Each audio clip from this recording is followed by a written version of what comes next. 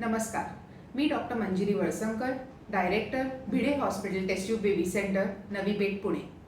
आज आपण taste tube baby treatment दरम्यान काय पथ्य असली पाहिजेत याबद्दल बोलणार आहोत। आता टेस्ट ट्यूब बेबी म्हटलं की सामान्य जनतेच्या मनात अतिशय भीती असते आणि डॉक्टरकडे आल्यानंतर त्यांना सगळ्यात महत्त्वाचा प्रश्न असतो की डॉक्टर, आम्ही खाण्यापिण्यात काय घेतलं पाहिजे किंवा आम्हाला कमीत कमी वेदना होतील ह्या दृष्टिकोनातून आम्ही काय पावलं उचलायला पाहिजे आणि ह्या अख्ख्या ट्रीटमेंटच्या दरम्यान आम्हाला काम सोडावं लागेल का, बेड रेस्ट लागेल का, असे अनेक प्रश्न पेशंट आणि तिच्या नातेवाईकांच्या देखील मनात असतात। ते प्रश्नांची उत्तरं देण्याचा आज मी प्रयत्न करते। काही पथ्य जर आपण पाळली आणि काही नियमांचं पालन केलं तर टेस्ट ट्यूब बेबी हा अनुभव अतिशय सुखद होऊ शकतो। सगळ्यात महत्त्वाची गोष्ट म्हणजे ही ट्रीटमेंट जरी कृत्रिम असेल तरी आपल्याला रोज इंजेक्शन घेऊन दोन्ही बाजूच्या स्त्रीबीज जी आहेत स्त्रियांच्या शरीरामध्ये ती आपण वाढवण्याचा प्रयत्न करतोय। त्यामुळे पेशंटनी हे इंजेक्शन कृत्रिम असल्या कारणाने बरोबर 24 तासांनी इंजेक्शन्स घेणं गरजेचं आहे।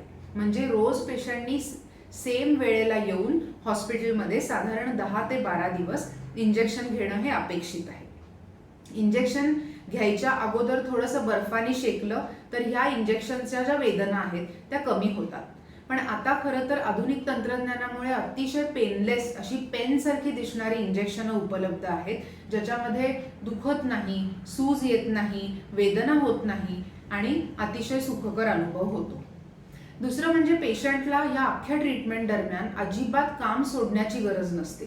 ती स्वतःचं आणि तिचं प्रोफेशनल म्हणजे बाहेरचं काम देखील करून हे सगळं सांभाळून तिला ही टेस्ट ट्यूब बेबीची जी ट्रीटमेंट आहे ती व्यवस्थितशीर पार पाडता येते।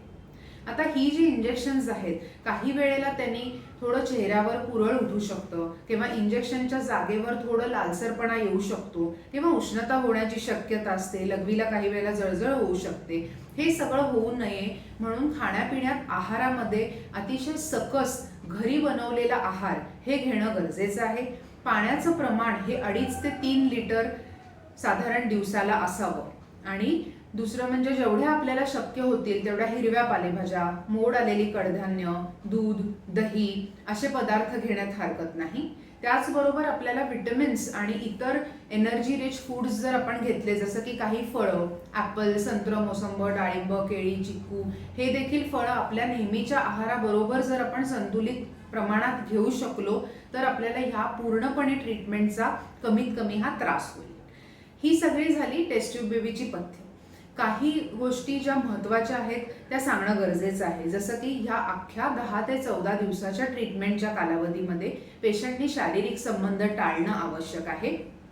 जड वजन म्हणजे 1 किलोपेक्षा जास्त जड वजन शक्यतोवर उचलू नये आणि तुमचं जिथे ज्या शहरात ट्रीटमेंट चालू आहे ते शहर सोडून शक्यतोवर बाहेर जाणं टाळावं। कारण आपल्याला माहिती आहे की ही ट्रीटमेंट कृत्रिम आहे आणि तुमचे जे टेस्ट ट्यूब बेबी तज्ज्ञ आहेत ते त्या ज्या गावात आहेत तिथे तुम्ही असणं अतिशय आवश्यक आहे, जेणेकरून तुम्हाला कुठल्याही प्रकारचा अगदी थोडका जरी त्रास झाला तरी ताबडतोब तुम्हाला तिथे जाऊन योग्य ती ट्रीटमेंट घेता येते। त्यामुळे घाबरून जाऊ नका। टेस्ट ट्यूब बेबी ट्रीटमेंट आता अजिबात क्लिष्ट नाही, ती अतिशय सोप्या पद्धतीने आपल्याला पार पाडता येते आणि पेशंटला कमीत कमी त्रास होईल ह्या दृष्टिकोनातनं ही पथ्य थोडीशी लक्षात ठेवली तर ही अख्खी ट्रीटमेंट जी आहे ती अतिशय सुशील होऊ शकते। धन्यवाद।